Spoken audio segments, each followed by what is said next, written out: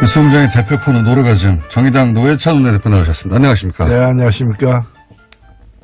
요즘 대한민국은 희한한 야당이 있어요. 야당을 제대로 안 해봤으니까 지금 저기는 야당이 뭐 해야 될지 모르는 거야. 지금. 구 의원님, 예, 이제는 더 이상은 안 됩니다. 대한민국에 희한한 야당이 있어요. 저 이게 그 토론을 계속 하다 정의당이 보면 야당이 아니에요, 이제. 그러니까 탄핵당했지, 이 사람은. 지금 검색어를 점령하고 있는 여러 이름들. 어제 밤에 JTBC의 토론회, 신년 토론회가 있었죠? 예, 예. 거기 나가셨더라고요. 뉴스공장이 이제 제일 싫어하는 게 전날 밤에 저희 패널들이 바로 거기 나가가지고 이빨을 다 털고 오는 겁니다. 예. 아, 뉴스공장을 홍보하기 위해서 밤에 잠깐 나갔습니다. 그럼 나가서 뉴스공장 얘기하셨어야죠. 아, 예. 어제 제가 낮에 그 청와대 신년하러에 갔는데, 예. 거기서 그 인사 많이 들었어요. 김어준의 뉴스공장 잘 듣고 있습니다. 그럼 당연한 건 전 국민이 듣고 있으니까. 공영방송입니다. 확인되는. 청와대 뵐 수 있습니까? 들어야지. 자, 근데 어제 가만히 매치업을 생각해보면, 썰전과 뉴스공장의 패널, 양쪽에 나와가지고 믹스 매치업을 했어요. 그죠? 예, 그렇게 됐네요. 예, 보면 그렇게 됐습니다. 요 멘트, 어제 이제 보신 분들도 있겠지만 못 보신 분들을 위해서 요 멘트는 어떻게 나온 건지. 아, 예. 최근에 그 벌어진 아랍에미리트와의 어떤 모종의 스캔들이 있는 게 아니냐, 국가적인 마찰이 있는 게 아니냐라는 그 자유한국당 의혹 제기에 대해서 네. 기본적으로 그 관련자들이 거의 다 전 정권 사람들이기 때문에 네. 사실을 알고 싶으면은 그럼 이명박 대통령한테 물어봐라. 기아 쪽 사람 아니냐, 집안 어른 아니냐. 집안으로 아니냐. 근데 그리고 또 실제 실무를 담당했던 사람 중에 그 자유한국당 현역 의원도 있어요. 네. 그래서 그런 사람한테 물어보면 누구보다도 더 잘 알 수 있는 일을 네. 괜히 이제 뭐 정부에 떼쓰고 또 아랍에미리트에 가니 안 가니 그러면서 또 가지도 않아요. 뭐 안 만나주니까. 조사관 가봐야. 파견하겠다고 해놓고 가지도 않고. 네. 그래서 그랬더니 이제 왜 정의당은 뭐 정부로부터 정부가 정의당에게 정보를 흘려줬다는 거예요. 네. 제가 어제 낮에 그 청와대 신년하래 가서 정의용 안보실장, 국가안보실장에게 물었어요. 네. 근데 얘기해 줄 수 없다. 딱 끊어서 답을 하더라고요. 한명도 정부수석한테도 물었어요. 네. 아, 전혀 사실 아니다. 네. 낭설이다. 딱 잡아떼더라고요. 그러니까 정부로부터는 어떠한 답도 얻을 수 없는 상황인데 마치 정의당이 뒷거래로다가 청와대로부터 말을 들은 것처럼 얘기해서 네. 아니 자기가 공부 안 해가지고 시험 성적 나쁜 걸 가지고 왜 딴 사람들은 시험 문제를 선생님이 가르쳐줬다. 이렇게 모함하느냐는 거죠. 그래서 제가 순간적으로 사실 굉장히 참은 겁니다. 네. 뭐 거칠게 표현해서 죄송한데 많이 참았다는 말씀도 드립니다. 그런데 이제 그러니까 당했지까지만 하면 되는데 이 사람만 했다고 해가지고 왜 반말하냐 이런 얘기도 없잖아 있긴 네, 하다고. 뭐 그런 방송 중에 그렇게 들렸다면 제가 미안하고요. 네. 근데 김성태 원내대표 사람으로 보고 있다는 얘기죠. 사람으로 보고 네, 제가 잘 아는 분이고. 이 사람아 이렇게 했다는 얘기죠. 네. 칭찬이네요. 근데 김성태 원내대표가 원래 그 한국노총 출신이고. 예, 제가 그래서 잘 한 아시죠? 20년 전부터 가깝습니다. 네. 뭐 그래서 이제 뭐 사석에서 하듯이 얘기를 해서 미안하긴 한데요. 그때 20년 전 김성태 원내대표는 어떤 분이셨습니까? 예, 굉장히 뭐 총기 있고. 네. 예, 그리고 할 말 다 하는 나름대로 그 다크호스였죠. 전형적인 그 운동권하고는 좀 결이 다르지만. 운동권 출신 전혀 아니고요. 네. 그런 거와 무관하게 네. 그냥 이제 좀 뭐라 그럴까 정의파. 네. 그런 데 속했기 때문에 저는 그래서 계속해서 김성태 원내대표 만날 때마다 과거에 정의파였다. 과거에는 정의파였다. 아, 예. 원래 출발이 그걸 상기시켜드리고 있습니다. 하여튼 김성태 원내대표와 노회찬 원내대표는 원래 아주 잘 알던, 예, 운동할 때, 지금은 이제 뭐 서로 입장 완전히 달리하고 있지만, 그런 사이여서 또 이런 표현이 나왔던 것이기도 합니다. 예. 하여튼 이 토론회가 굉장히 화제예요. 지금까지도 계속 검색에 오르는 걸 보면. 못 보신 분들은 다시 보기로 봐도 좋을 만큼 재밌었던 토론회였던 걸로 제가 알고 있습니다. 근데 이제, 손석희 대표는 사장은 워낙 이 토론회 할 때 일정 정도 이제 과열되거나 또 시간을 잡아먹으면 자제를 시키잖아요. 네. 네. 저 같으면 계속 싸우겠을 텐데, 그냥. 그리고 너무 멀어요, 보니까, 거리가 서로. 서로를 휘두르면 닿을 수 있는 자리로 이렇게, 응? 삿대질도 가능하고, 그랬어야 되는 건데, 안타깝다는 생각도 들고요. 저희가 한번 이 내부를 모셔가지고, 예, 난타전을 벌일 수 있도록 한번 꾸며보겠습니다. 한 명 더 부르시죠. 누구까지 볼까요? 손석희.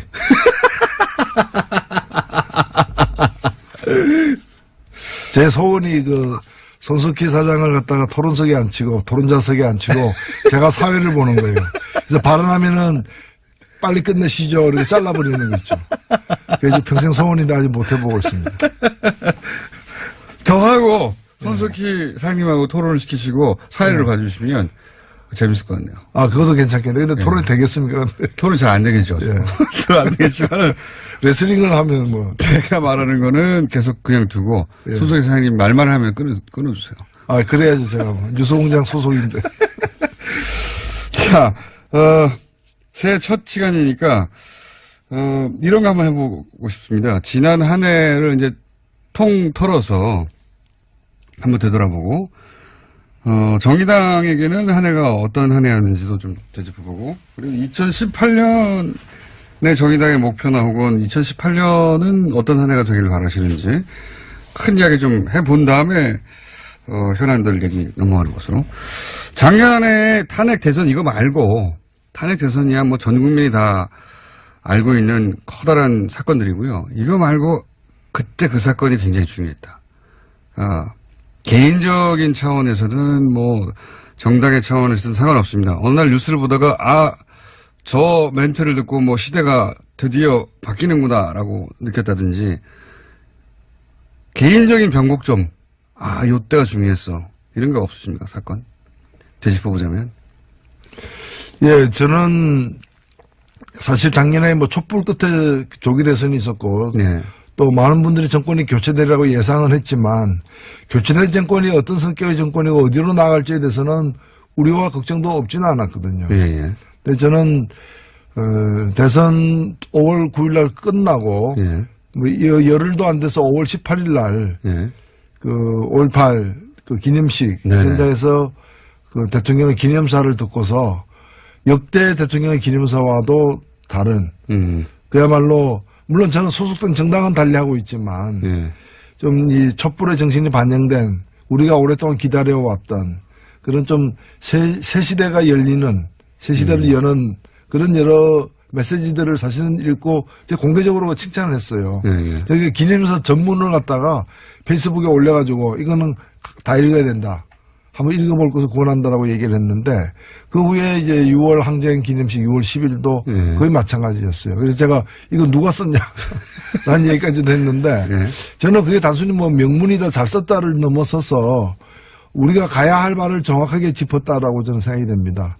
물론 그 후에 많은 일들이 있었고, 네. 뭐 어느 다른 정부도 그렇지만 이 정부가 뭐 모든 걸 완벽하게 다 잘하고 있다고도 보기 힘들긴 합니다만은, 우리가 단순히 저는 정권이 교체된 게 아니라 시대가 바뀌었다라고 계속 생각을 하고 있습니다. 그래서 이 시대는 5년 만에 끝나는 시대가 아니라는 거죠.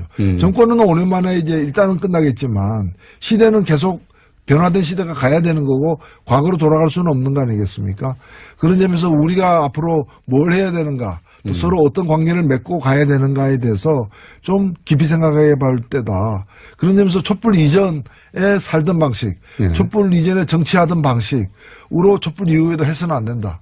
그래서 이 촛불에 대해서 기원 전 기원 후가 비포 크라이스트 BC가 아니고 비포 캔들, 애프터 캔들 이렇게 나눌 정도로 촛불 이전과 촛불 이후가, BC가 비포 캔들이다. 그 정도로 이제 기원 전 기원 후가 촛불 사태 이전과 이후로 나눠진다. 지금도 보면은 여전히 촛불 이전에 여러 가지 정치하는 방식에 물들어 있는 집단과, 그다음에 새로운 정치를 이제 해보려고 좀 다지고 있는 그런 집단의 차이가 분명히 드러나는 지점이라고 봅니다. BC를 비포 캔들이라고 하는 건 지금 방금 생각나신 겁니까? 제가 며칠 전에 한번 써먹었습니다. 어디 방송에 토론에 나가가지고. 그럼 앞으로 여기서 꼭 써주세요. 제가 신년사 할 때 한번 썼습니다. 와닿는 표현입니다. 예. 근데 이제 그 5.18 기념사를 보면서 아, 시대가 정말 바뀌었구나 하는 걸 실감하셨다는 거죠. 네. 거기, 그리고 바뀐 시대에 주요한 정신들이 거기 담겨 있으니까 요대로 가면 되겠다. 그리고 그 뭐 여러 가지가 있었습니다. 제가 그래서 그 광주 시민들에게 직접 들은 얘기인데 5.18 하면 광주에서 늘 하잖아요. 예. 근데 광주 시민들이 입장권 없이 들어간 최초의 기념식이 지난해 기념식이었습니다. 가서 신분증만 보여주면 무조건 들어갔는데 그전에는 초청된 분만 들어갔거든요. 경비라거나 여러 가지 때문에, 네. 사정 때문에. 그런 작은 것부터 시작해서 그날 이렇게 그 참가자들, 그 높은 지위에 있는 사람이 아닌 그런 일반 시민들이 우대받는 그런 여러 가지 상황들 보면 그래서 제가 디테일에 강하다라고 칭찬도 해줬는데. 맞습니다. 예. 예. 굉장히 인상적인 장면도 많이 나왔죠, 네. 그때. 뭐, 유가족 안아준다든가. 그렇습니다. 상징적인 장면이었다. 알겠습니다. 정의당에게는 2007년이 어떤 한 해였다고 정의할 수 있습니까? 예, 일단은 뭐 촛불에 저희들은 힘이 좀 적고 당도 적은 편에 속하지만 다른 당에 비해서 누구보다도 앞장서서 촛불 처음부터 첫날부터 마지막까지 온몸을 실었죠. 예. 예. 저희들이 뭐 이 기여했다라고 뭐 큰 공을 세웠다기보다는 열심히 참여했다. 그래서 정치 세력으로서 할 바를 다 했다라고 저는 생각되고 대통령 선거 때도 정의당의 일단 특성 등을 유감없이 보여줘서 많은 분들에게 심상정 후보 예. 뭐 선전했죠. 선전했습니다. 해가지고 정의당을 제대로 알리는데도 공헌을 했고요. 근데 이제 정의당이 모든 대선을 통틀어서 진보정당이 자기 색깔을 가장 분명히 드러냈던 그리고 가장 많은 사람에게 진보정당이 어떤 정당인지를 알린 대선 토론이었어요. 사실. 그렇습니다. 네. 끼지도 네. 못했거든요. 과거에는 잘. 과거에는 그랬죠. 뭐 예. 존재가 보이지도 않았던. 안 껴줬어요. 토론회 예. 때. 예. 뭐 그런 점에서 굉장히 뜻깊은 의미 있는 선거였다고 생각되고 대선 이후에 물론 다른 당들에 비해서 보면은 뭐 그렇게 등락폭이 크지는 않습니다만은 이걸 좀 더 굳히고 더 발전시키는 데 있어서 여러 가지 아쉬움이 많다 여전히. 사실은 뭐 제가 다른 당을 갖다가 이제 비교하기는 뭐합니다만은 낙선한 당들. 예. 그게 민주당 이외에는 다 낙선하지 않았습니까? 예. 낙선한 당들은 대선 때 얻은 득표율과 지금 지지율 비교하면 딱 절반으로 다 내려앉았어요. 예. 근데 정의당만큼은 절반까지는 아닌 약간만 이렇게 약간만. 빠진 상황인데 그러나 이런 걸 비교해가지고 정의당은 덜 빠졌다 해가지고 그냥 자위하고 있을 때는 아니라고 저는 생각되고 오히려 정의당이 왜 더 못 나갔는가 예. 그런 점에서 대선 이후 국면에서 자기 상품 저래서 정의당이 있구나. 저걸 관철시키기 위해서도 정의당을 좀 밀어줘야 되겠다. 이런 자기 상품을 갖다가 좀 확실하게 못 내놓고 있는 2018년에 그걸 반드시 내놔야 된다 생각하고 있습니다. 정의당에는 노회찬, 심상정 노회찬 두 분의 존재감이 워낙 커서 그게 장점이기도 하지만 그게 한계이기도 하다 이런 얘기도 많이 하지 않습니까? 많이 하죠. 예. 그거는 정의당의 당원들이 다른 어느 당의 당원보다도 열심히 사실 뛰고 있고요. 그게 뭐 개개인이 이렇게 드러나지 않아서 그렇지. 이번에 그 정당 후원금 모은 거 보십시오. 그게 다 당원들이 발로 뛰어서 만들어낸 거거든요. 예. 정당 후원금 1위라고 제가 들었는데. 예. 그래서 뭐 돈을 갖다가 제일 많이 모은 만큼 국민의 마음도 많이 모아가는데 좀 앞장서겠다 이런 뜻입니다. 알겠습니다. 혹시 정의당만의 2018년 지방선거 목표 비밀인데 살짝 공개할 수 있는 거 있습니까 혹시? 비밀이 아니거나 아예? 예, 저는 뭐 정의당이 아직은 뭐 저희가 후보 같은 게 확정되지 않는 상황입니다만은 그래도 지금은 정의당의 지지율이라거나 국민적인 어떤 지지도라거나 여러 가지 볼 때 17개 광역단체장 중에서 광역시도 단체장 예. 중에서 그래도 최소한 한 석 예. 이상은 좀 확보해야 되는 거 아니냐. 그래야 이른바 새 시대가 제대로 이렇게 어디를 노리십니까? 서울시장이요? 뭐 호시탐탐 노리고 있습니다. 대표님 혹시 직접 나가시는 거 아닙니까? 예, 아직까지는 계획이 없으세요? 예, 그렇습니다. 예. 하지만 어떻게 될지는 모르는 거죠? 그건 뭐 저희 당에서 아직 그런 인선 라인업을 하지 않았기 때문에 네. 모든 것은 열려 있습니다만은 저야 뭐 경상남도에 있으니까 서울시장 얘기하지 마세요. 경상도, 남도 그러면 지사나 거기 훌륭한 분들 많습니다. 훌륭한 분들 많지만 만약에 본인한테 18개 시도지사 광역단체장 중에 한 군데를 골라서 출마를 하면 어디가 탐나죠? 일단 저는 뭐 이왕 그렇다면은 2군데 달라고 얘기할 것이고요. 정의당에게. 예. 본인이 한 군데만 찍어서 마음대로 할 수 있다면 예. 서울시장이요? 저도 그 수사도 많이 받아봤고 예. 신문도 많이 받아봤습니다. 웬만해서 잘 안 넘어갑니다. 전망은 어떻게 보시겠어요? 전망. 이제 홍준표 대표는 6개 정도. 예. 부산, 대구, 울산, 경북, 인천, 경남. 지금 현재 이제 자유한국당이 지자체장을 하고 있는 곳이죠. 예. 이곳은 지켜내겠다. 그런데 지금 현재 여론조사 상으로는 그렇게 녹록지 않은 상황인데 자유한국당 입장에게 어떻게 전망하십니까? 자유한국당이 탄핵까지 불러일으킨 사태에 대해서 제대로 사과하지 않고 그다음에 개헌이라거나 여러 가지 주요 사안에 대해서 이렇게 선거법 개정이라거나 완고한 태도를 견지하고 있는 건 뭔가 하면은 옛날에 다시 한 번이거든요. 네. 좀 지금은 힘들지만은 세상이 좀 변하게 돼 있으니까 언젠가는 과거의 영화 북위로 돌아갈 수 있다. 그 시절로 돌아갈 수 있다. 그런 제가 볼 땐 착각을 하고 있어요. 네. 저는 시계추는 왔던 자리로 다시 반복해서 돌아가지만은 이번 이 정치의 시계추는 과거로 돌아갈 수 없다. 과거를 만들어냈던 그 자유한국당이 여당 아니면 제1야당으로서 떵떵거리던 그 시절 양강 중에 한쪽 축으로서 떵떵거리는 그 시절은 이미 강물에 흘러 저 바다로 떠내려간 거고 다시 그 물은 오지 않는다는 거. 그래서 자유한국당에게 이번 지방선거는 다시 원기를 회복하는 원상을 갖다 복구해 나가는 그런 선거가 될 수가 없고 오히려 괴멸해가는 점점 이렇게 힘이 빠져가는 걸 확인해주는 선거가 될 것이라는 점에서 그 6개를 얻어내는 거는 불가능하다. 불가능하다 보십니까? 예, 불가능하다. 그건 다른 나라 가서 그 선거를 치르면 몰라도 한국에서는 불가능하다. 예. 그러면 지금 그 보수 성향을 띠는 정당 중에 남은 것은 바른정당과 사실상 바른정당밖에 없는데 국민의당이 이제 바른정당과 합당을 한다고 하니까요. 네. 그리고 합당은 그 소위 이제 반대파들이 떨어져 나갈지언정 합당은 되겠죠? 그렇게 전망하시죠?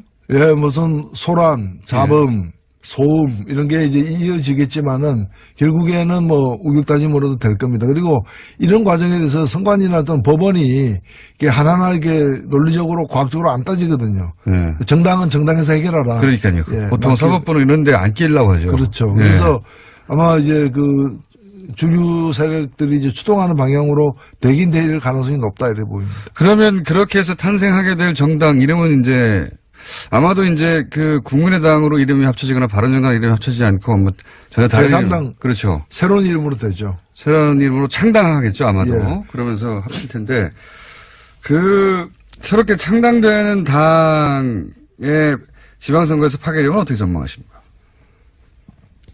별로 없으리라 보여져요. 왜냐하면 몇 가지 징후들이 있는데 일단은 두 당이 통합했을 때의 지지율이 2달 전보다는 많이 낮아진 상태고 예. 지금으로서는 단순 두 당의 지지율 합산보다는 약간 높게 나오긴 하지만은 예. 그렇게 크지는 않는 것이기 때문에 그 자체로서의 파괴력은 덜하고 그 다음에 이제 선거기 때문에 아무래도 당에 대한 지지율을 넘어서서 후보가 예. 갖는 어떤 파괴력도 되게 중요한데 지방선거로 특히 그렇죠. 예. 예.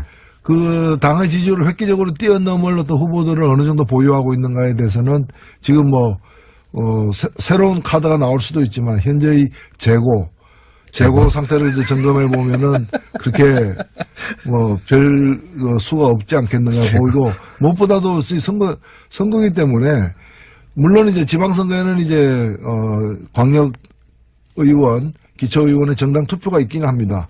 그러나 주로 이제 광역단체장이나 기초단체장의 당선자 수를 가지고 또 비교도 하기 때문에 1등이 아니고서 괜찮은 2등. 예. 예를 들면은 성적 나쁜 2등이, 성적 안 좋은 3등이었는데 통합해가지고 성적 좋은 2등이 됐다. 이건 1등은 아니잖아요. 선거에서는 의미가 없죠. 의미가 우리나라에서는. 없죠. 그렇기 때문에 지방선거의 어떤 결과에 매달리는 것은 별로 이렇게 소득이 없을 것이다 이렇게 보여집니다. 그러면 이 두 당이 합당됐을 때 최대 수혜자는 누가 되겠습니까? 유승민 대표가 될까요? 안철수 대표가 될까요? 예, 뭐 두 분 다 수혜자로도 볼 수 있는데 그 중에서 더 큰 뭐 수혜자는 뭐 유승민 대표다라고 언론에서도 많이 지목을 하는 것 같아요. 하는 것 같은데 아무래도 이제 그 통합된 당이 어느 쪽으로 갈 거냐. 네. 국민의당을 갖다가 외연 확장하는 그런 의미가 더 클 것이냐. 아니면은 바른당이 가고자 했던 길에 예. 그 11명이 외롭게 가던 길에 많은 원군이 합류되는 그래서 보수의 어떤 외연 확장의 길로 갈 것이냐. 저는 후자가 더 가능성이 크지 않느냐는 점에서 애초에 그 길을 갔던 사람 예. 이 유승민 대표인 거고 그 안철수 대표는 이제 원래 새정치였지 않습니까? 예. 물론 이제 그 이제 국민마다 같은 새로운 새정치로 계속 바뀌면서 이제 원래 출발했던 지점으로부터 많이 지금 떨어져 있는 거죠. 그래서 뭐 그런 점에서 볼 때 원래 가고자 했던 길을 일관성 있게 가는 사람이 더 많은 덕을 보고는 통합이 아닌가 이렇게 보여집니다. 저도 이제 그 지점이 참 이해가 안 가는데, 안철수 대표는 본인이 상처를 입고 그 결과물은 왜 유승민 대표에게 안겨주는 선택을 했을까? 잘 납득하기 힘듭니다. 예. 뭐 물론 이제 이 문제를 그 다음 대선을 예. 겨냥한 포석으로 봐야 되는 것이고. 당연히 그렇게 예, 그런 보이는데. 점에서 뭐 경쟁력에서 자신이 있다는 거 자신감의 표현이라고도 봐요, 저는. 사실 자유한국당의 후보가 없고 예. 또 앞으로 만들어질 가능성이 적고 그리고 이미 있는 후보, 기왕에 기어로웠던 후보 그 범위 내에서는 예. 뭐 자신의 어떤 경쟁력이 앞선다라고 능히 판단하고 있지 않나 이렇게 그러니까요. 자유한국당에서 떨어져 나오는 분들하고 합쳐서 이제 새로운 보수다, 개혁 보수다 이렇게 표방하는 정당이 되고 그 중에서는 본인이 가장 경쟁력이 앞선다고 생각할 수는 있을지 모르겠지만 이 과정에서 입게 되는 상처 본인이 그것도 계산에 넣어보면 상처 상당히 많이 입고 있거든요. 예. 근데 뭐 정치라는 것은 본인이 결단하고 선택한 것이고 그 결과를 다 본인이 수용해야죠. 저는 그런 뭐 정치인들, 유력 정치인들이 받는 상처보다도 국민이 받는 상처. 이런 걸 더 우리가 생각해 볼 필요가 있지 않느냐. 이 과정에서 호남의 국민의당을 지지했던 호남 유권자들이 받는 상처도 상당하겠죠. 예. 그러겠죠. 뭐 하도 당이 이렇게 만들어졌다가 흩어지고 쪼개지고 하니까. 만약에 이 반대파들이 떨어져 나온다면 반대파의 규모가 클까요? 아니 남는 사람들의 규모가 클까요? 거의 비슷한 것 같아요. 뭐 비슷해 보이네요. 산술적으로는 19대 국민의당 같은 경우에는 19대 20으로 분류되는데 네. 그러니까 이제 통합 반대파가 20명으로 계산되기도 합니다. 물론 더 자세하게 들어가면 이제 더 이제 분류를 더 이렇게 복잡하게 해야 되겠습니다만은 근데 그 20명 중에는 비례대표도 있기 때문에 교섭단체를 구성할 비례대표는 당장에 나오기 쉽지 않은 출당돼야 되지 않습니까? 예, 그렇죠? 그게 아니면은 나오기 어려우니까 그러면 이제 20명 채우는 것도 만만치 않은 상황이다 이렇게 보여집니다. 김정은 노동당 위원장 신년사는 어떻게 평가하십니까? 예, 저는 그 한 번의 어떤 그 화해 제스처, 대화 제스처로 그게 뭐 감격해가지고 마치 이제 대화의 시대가 열리라 이렇게 우리가 속단할 수는 없어요. 당연히 그렇죠. 예, 설 전에 다시 미사일 발사할 수도 있고요. 예. 그래놓고 우리가 뭐 평창 올림픽 기간에만 안 쏜다 그랬지 뭐 이렇게 나올 수도 있는 것이고요. 예. 그렇기 때문에 속단할 수는 없지만 그러나 이것이 몇 년 만에 대화 제스처입니까? 그렇기 때문에 이걸 저쪽의 의도가 어떻든 간에 우리는 우리의 의도와 목표를 가지고서 이 기회를 잘 활용해야 된다. 그리고 적극적으로 활용해야 된다. 찬스가 오긴 왔죠. 그건 맞죠. 예. 오히려 사실 작년에 그렇게 많은 사람들이 손가락질 했거든요. 저렇게 미사일 핵 실험 펑펑 해야 되는데 무슨 베를린 선언이고 무슨 운전자론이고 무슨 또 그 대화 제안이고 무슨 또 평창 올림픽이냐. 가능성이 적어 보였지만은 사실은 북도 그런 미사일만 쏠 수는 없잖아요. 그리고 자기들도 미사일의 어떤 그런 핵 증강의 어떤 대가로 뭔가를 또 챙기려고도 할 수밖에 없는 것이고 그리고 올 수밖에 없는 일이 좀 더 빠르게 그리고 좀 더 담대하게 제시되었다 이렇게 좀 극적으로 왔죠. 예. 1월 1일부터 이렇게 직접 김정은 발로 이런 제안이 공식적으로 올지는 사실 공개적인 거니까 모두가 전 세계. 그리고 저쪽의 국가 수반이 직접 이렇게 그러니까요. 올림픽 문제까지 거론하면서 얘기한 것은 하겠다는 거죠. 처음이죠. 예. 예. 게다가 양복 입고 넥타이 매고 서방 언론에게는 그게 굉장히 인상적이었던 것 같아요. 그러니까요. 직접 얘기하고 실무자들이 뭐 예를 들어서 과거 같은 경우는 실무 접촉을 해서 이야기를 좀 맞춘 다음에 마지막에 이제 이 양쪽 정상이 뭐 멘트를 낸다든가 하는데 이번에는 제안을 직접 해버린 거 아닙니까? 공개적으로. 그렇죠. 예. 굉장히 과감한 방식입니다, 사실. 자, 주요한 사안들만 훅 짚었는데 다 지나갔어요. 올 한 해 뉴스공장 청취자들에게 노회찬 원내대표의 다짐 이런 거 한번 촌스럽 좀 해볼까요? 예. 예.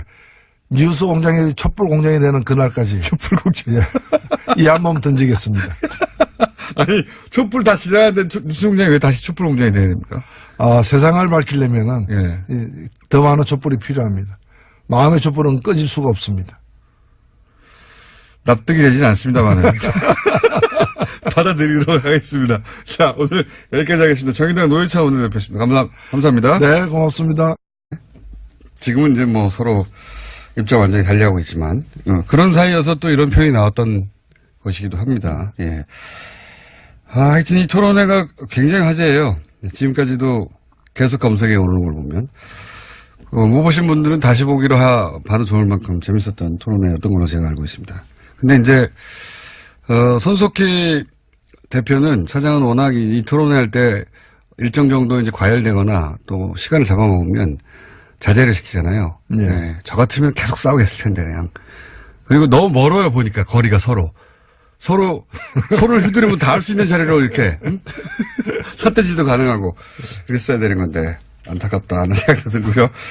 저희가 한번 이 내부를 모셔가지고, 예, 난타전을 벌일 수 있도록 한번 꾸며보겠습니다. 한 명 더 부르시죠. 누구까지 볼까요? 손석희.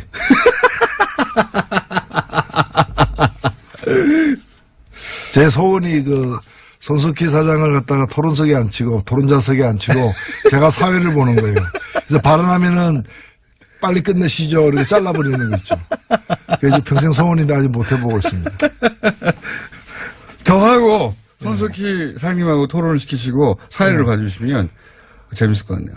그것도 괜찮겠네. 근데 토론이 되겠습니까? 토론이 잘 안 되겠죠. 예. 잘 안 되겠지만 레슬링을 하면 뭐. 제가 말하는 거는 계속 그냥 두고 예. 손석희 사장님 말만 하면 끊어주세요. 그래야죠. 제가 뉴스공장 소속인데.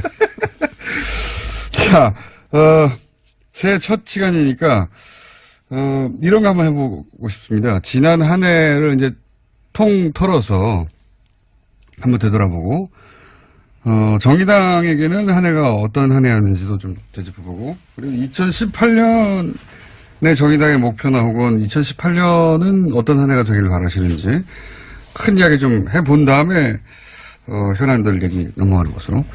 작년 한 해 탄핵 대선 이거 말고, 탄핵 대선이야 뭐 전 국민이 다 알고 있는 커다란 사건들이고요. 이거 말고 그때 그 사건이 굉장히 중요했다. 개인적인 차원에서든 뭐 정당의 차원에서든 상관없습니다. 어느 날 뉴스를 보다가 저 멘트를 듣고 뭐 시대가 드디어 바뀌는구나라고 느꼈다든지, 개인적인 변곡점, 요때가 중요했어, 이런 거 없으십니까? 사건 되짚어보자면. 예, 저는 사실 작년에 뭐 촛불 끝에 조기 대선이 있었고, 네. 또 많은 분들이 정권이 교체되리라고 예상은 했지만, 교체된 정권이 어떤 성격의 정권이고 어디로 나갈지에 대해서는 우려와 걱정도 없지는 않았거든요. 예. 근데 저는 대선 5월 9일 날 끝나고 예. 뭐 열흘도 안 돼서 5월 18일 날 예. 5.18 기념식 네네. 현장에서 대통령의 기념사를 듣고서 역대 대통령의 기념사와도 보면 그렇게 됐습니다. 요 멘트, 어제 이제 보신 분들도 있겠지만 못 보신 분들을 위해서 요 멘트는 어떻게 나온 건지. 예. 최근에 벌어진 아랍에미리트와의 어떤 모종의 스캔들이 있는 게 아니냐, 국가적인 마찰이 있는 게 아니냐라는 자유한국당 의혹 제기에 대해서 네. 기본적으로 그 관련자들이 거의 다 전 정권 사람들이기 때문에 사실을 알고 싶으면은 그럼 이명박 대통령한테 물어봐라. 귀가 쪽 사람 아니냐. 귀가 쪽 사람. 집안 어른 아니냐. 집안으로 아니냐. 근데 그리고 또 실제 실무를 담당했던 사람 중에 그 자유한국당 현역 의원도 있어요. 네.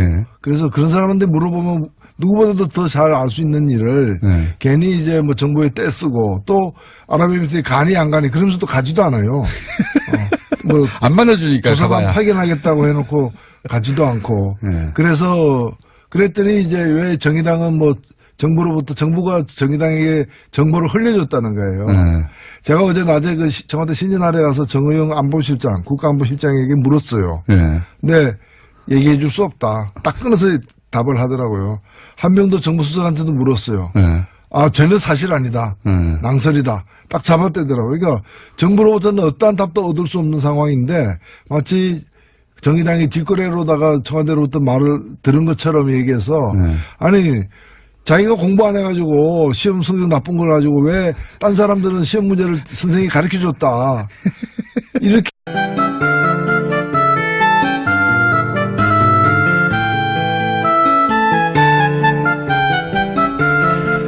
뉴스공장의 대표 코너 노르가즘 정의당 노회찬 원내대표 나오셨습니다. 안녕하십니까? 네, 안녕하십니까. 요즘 대한민국은 희한한 자상이 있어요. 야당을 제대로 안 해봤으니까 지금 저기는 야당이 뭐 해야 될지 모르는 거야. 지금. 주 의원님, 예, 이제는 더 이상은 안 됩니다. 대한민국에 희한한 야당이 있어요. 나 이제 저 이게 그 토론을 계속 하다 정의당이 보면 야당이 아니에요, 이제. 그러니까 탄핵당했지, 이 사람은. 지금 검색어를 점령하고 있는 여러 이름들. 어제 밤에 JTBC의 토론회, 신년 토론회가 있었죠? 예, 예. 거기 나가셨더라고요. 뉴스공장이 이제 제일 싫어하는 게 전날 밤에 저희 패널들이 바로 거기 나가가지고 이빨을 다 털고 오는 겁니다. 예.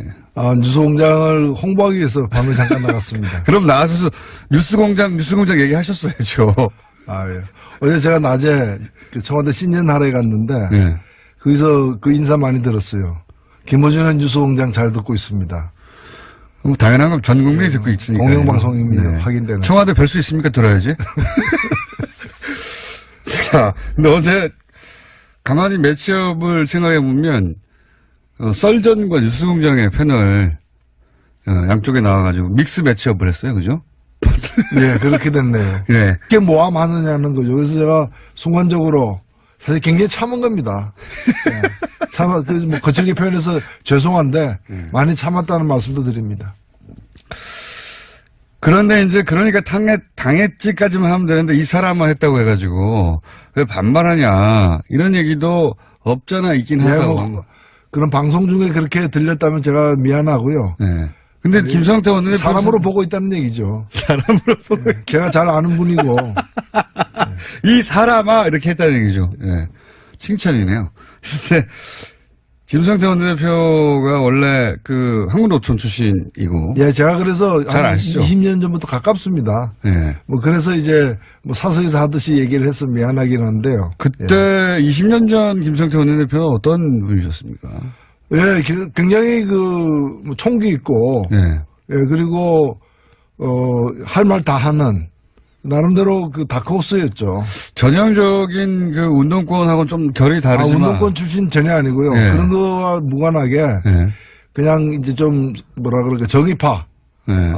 그런데 속했기 때문에 저는 그래서 계속해서 김성태 원내대표 만날 때마다 과거에 정의파였다. 과거에는 정의파였어요. 예, 원래 출발이 그걸 상기시켜드리고 있습니다. 하여튼 김성태 원내대표와 노회찬 원내대표는 원래 아주 잘 알던 운동할 때